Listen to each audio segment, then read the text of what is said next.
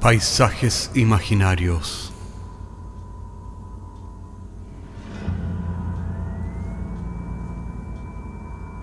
Una producción Cortés Rojas.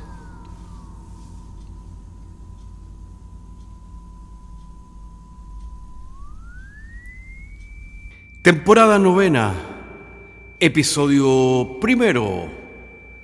La historia del valiente. Bienvenidos a la 9 temporada de Paisajes Imaginarios, donde seguimos explorando qué es lo que se esconde detrás de esa puerta. En la historia específica de hoy, qué es lo que se esconde en medio del mar indómito.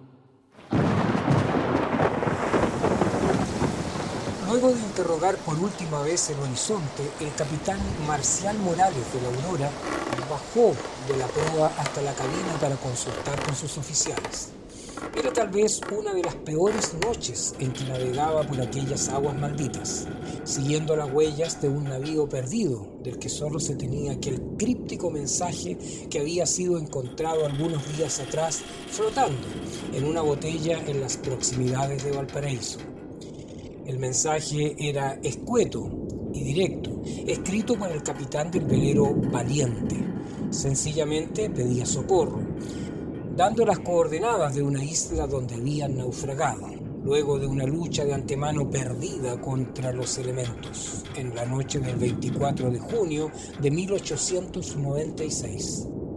El capitán Morales había salido en busca del Valiente, siguiendo la trayectoria más corta desde Valparaíso hasta las últimas coordenadas conocidas del velero. La travesía le había tomado poco menos de una semana, y así habían llegado al punto exacto donde el Valiente habría encallado en la supuesta isla, de acuerdo con el mensaje de socorro. El capitán Morales había revisado por segunda vez los cálculos para estar seguro de que las coordenadas eran correctas, pero en el lugar, en vez de una isla con el pecio del Valiente, solo se veía mar en todas las direcciones. Y no solo mar en todas las direcciones cardinales, el cielo cubierto de nubes, en la más brutal de las tempestades, parecía prolongar el mar también hasta las nubes, desde donde el agua caía a raudales. El primer oficial Mardones se dirigió a Morales en cuanto entró en la cabina chorreando agua con la chaqueta empapada. «Capitán, el Aurora puede resistir la tormenta sin mayores problemas, pero creo que no tiene sentido seguir con esta búsqueda. Las coordenadas son incorrectas. No existe ninguna isla por estas latitudes». «Mardones tiene razón, capitán. La isla no existe y no hay ninguna otra pista que nos lleve en la dirección del Valiente. Tal vez, en el apuro, el capitán del Valiente anotó las coordenadas erróneamente», concordó Ramírez, el segundo oficial. El capitán Morales tomó un momento para responder. Estaba meditabundo porque sus recuerdos le hacían ver todo con ojos distintos. Levantó la vista y se dirigió a Mardones con tono calmo pero directo, que no daba lugar a dudas de que había ya tomado una decisión. «Mardones, la Aurora puede con algo más de lluvia y no hay ninguna razón de luchar contra los elementos y tratar de volver a Valparaíso en esta noche de demonios.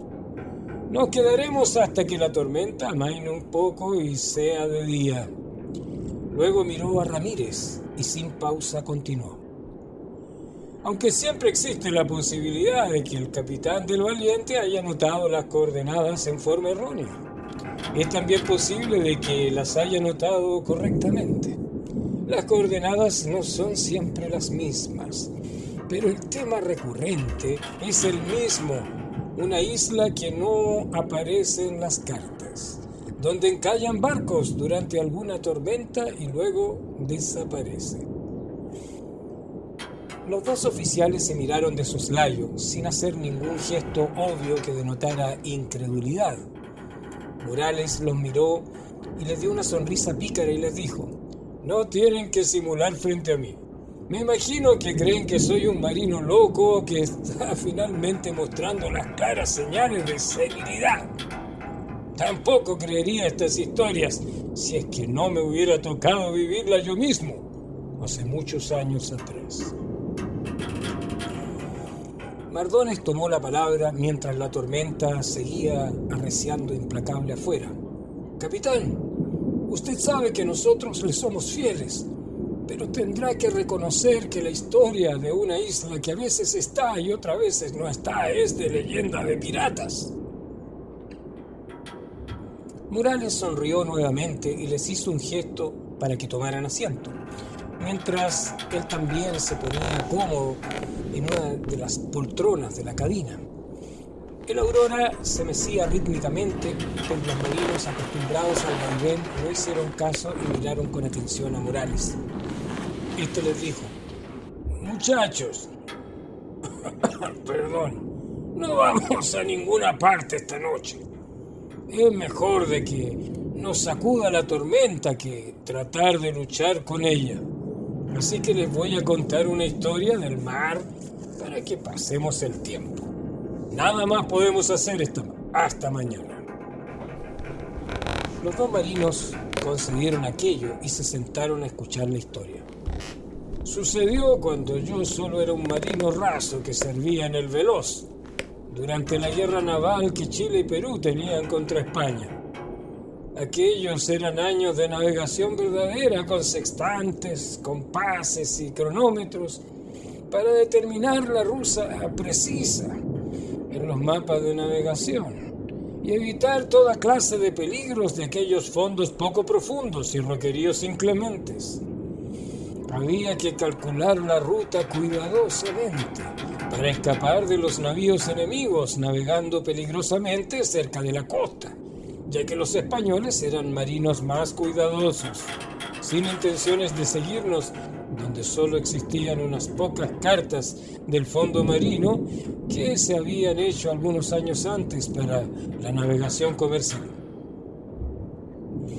Desde la guerra con Perú y Bolivia, la batimetría de toda esta zona se conoce a la perfección y tampoco es necesario navegar en aguas poco profundas, por lo que ya nadie realmente se preocupa de revisar los cálculos una y otra vez. Solo lo básico para asegurarse del curso correcto. En aquella época hacíamos los cálculos unas 10 veces para estar totalmente seguros, ya que era cuestión de vida o muerte con las rocas o cañoneado desde un navío español. Morales sacó de su bolsillo tabaco y una pipa, la cargó lentamente y luego de encenderla dio una bocanada y continuó con su narración. Afuera no paraba de llover entre vientos huracanados.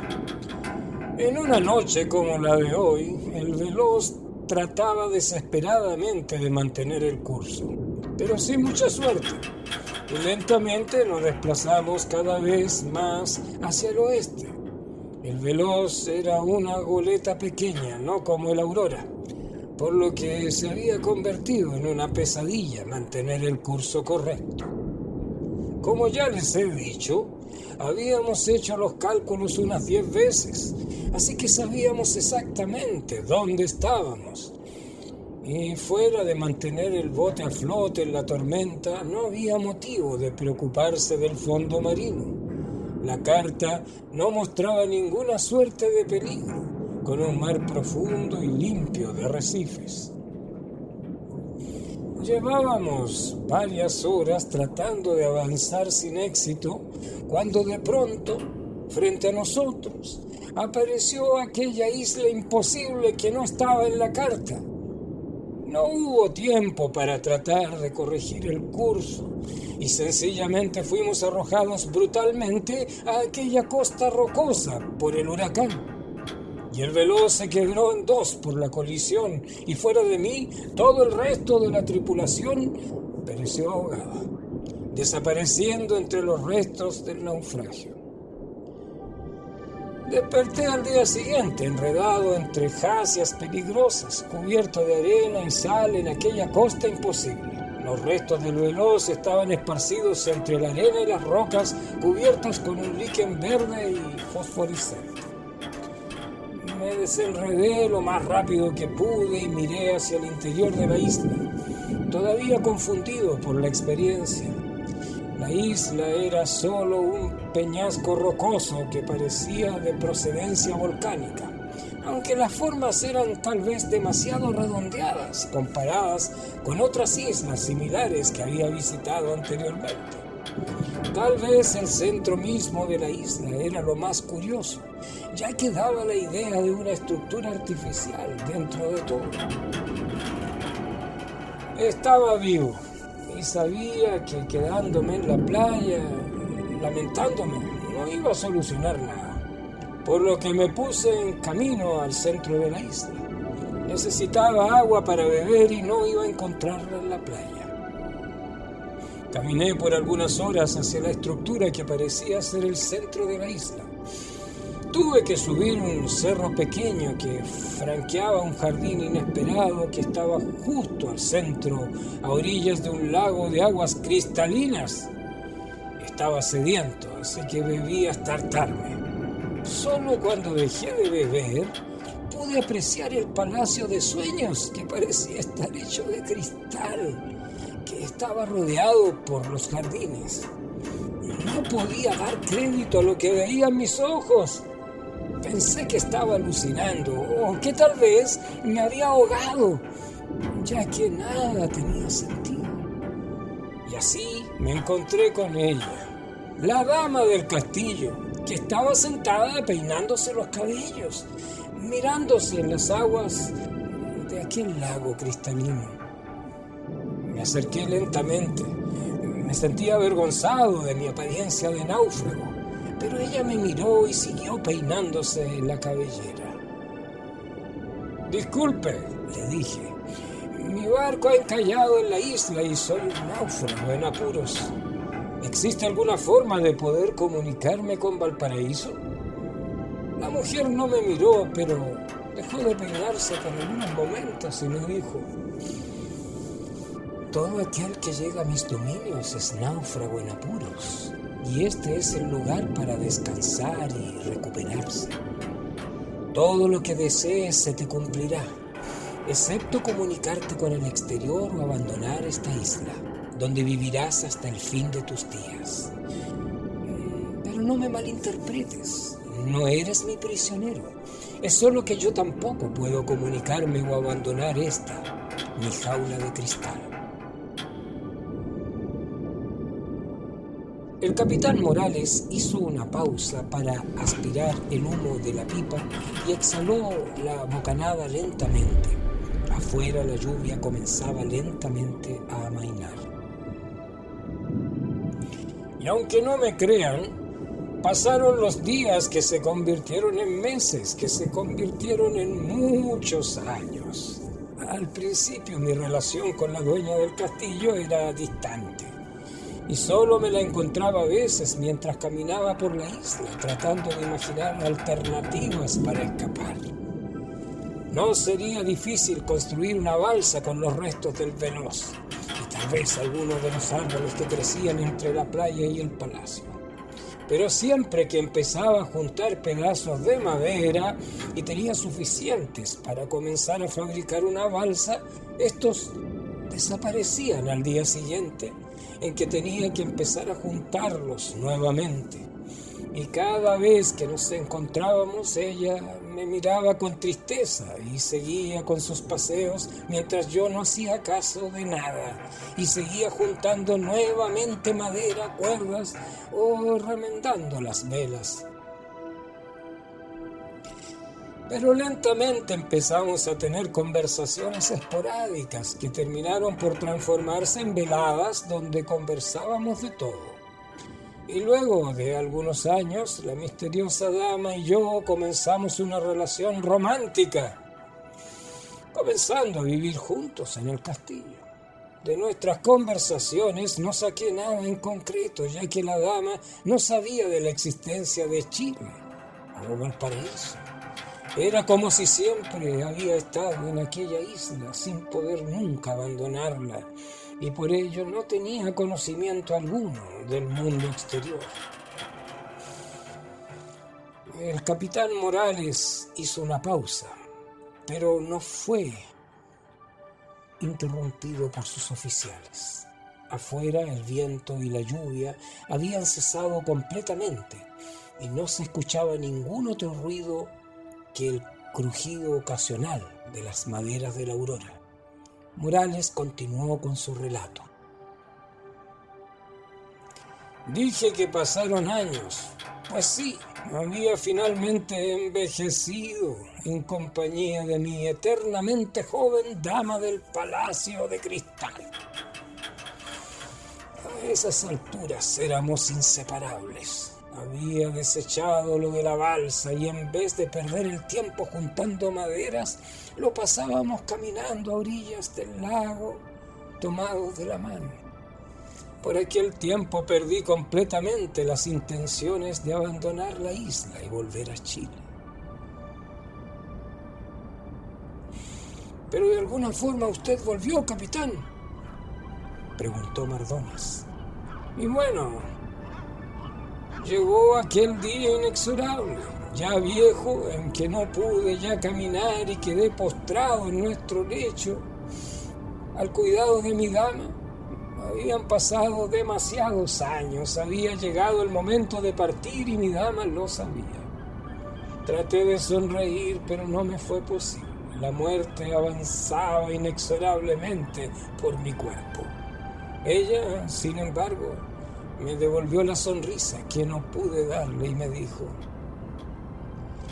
y he aquí que estoy condenada por la eternidad a recibir en mi jaula de cristal al náufrago en apuros y proporcionarle refugio y cuidado hasta que se recupere. Es ahora tu tiempo, como ha sido el de incontables otros antes de ti, y seguirá siendo por siempre el tiempo de otros después de ti. Vete ahora.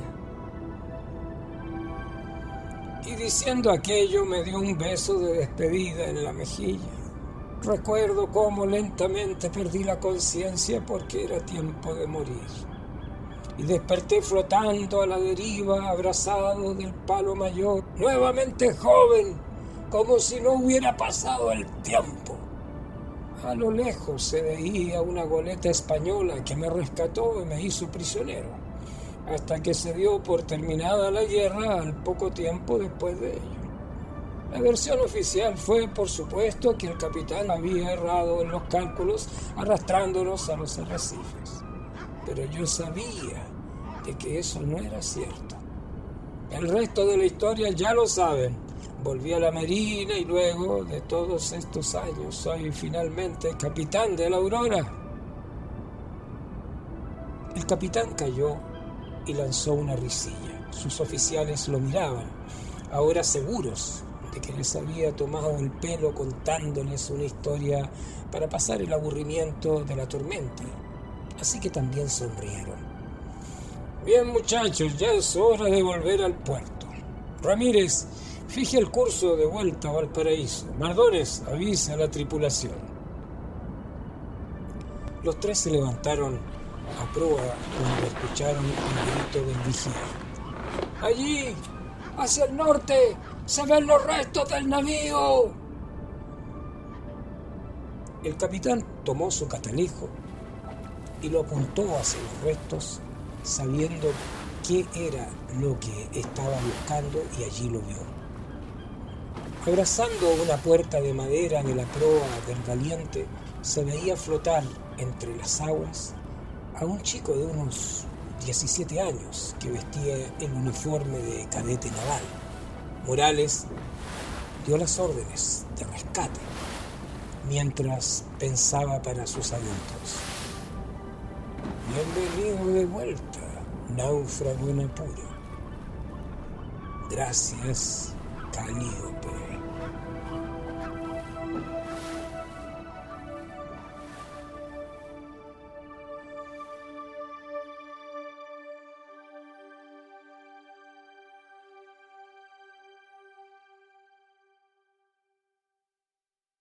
Cuenta la leyenda que la isla sigue allí, acogiendo a marinos perdidos en la tormenta. Pero Calíope ya no se encuentra en ella, finalmente perdonada por los dioses. Nos vemos la próxima semana.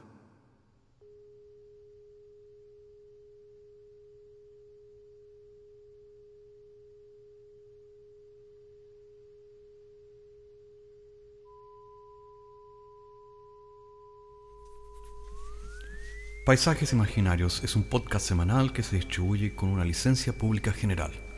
Puedes encontrarnos en iTunes, Spotify o donde quiera que escuches podcasts. Contáctanos a paisajes@caco.